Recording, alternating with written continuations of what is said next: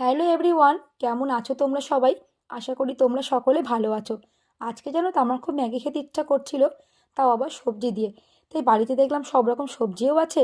দেখো, সমস্ত সবজি কিন্তু আমি কুচি করে কেটে নিয়েছি। এবার আমি একটা পাত্রের মধ্যে জল গরম করতে দিয়ে দিয়েছি। এর মধ্যে আমি 4 প্যাকেট ম্যাগি দিয়েছি।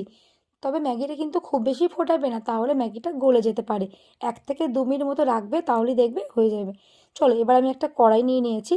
কড়াইয়ের মধ্যে একটু তেল দিয়ে এর মধ্যে রসুন কুচি দিয়েছি।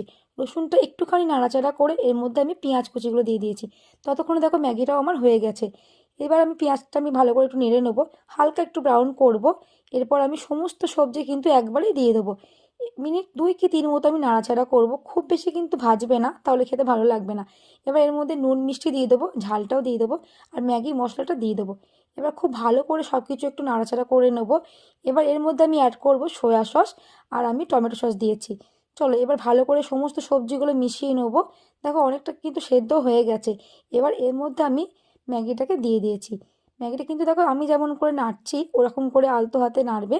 তাতে কি হবে, ম্যাগিটা দলা পেকে যাবে না। চলো, আমার ম্যাগি তো হয়ে গেছে। এবার হাজবেন্ডের জন্য একটা বক্সে তুলে নিয়েছি। শসা লঙ্কা কুচিতে ডেকোরেশন করে দিয়েছি। কেমন লাগলো তোমরা কমেন্ট করে জানিও।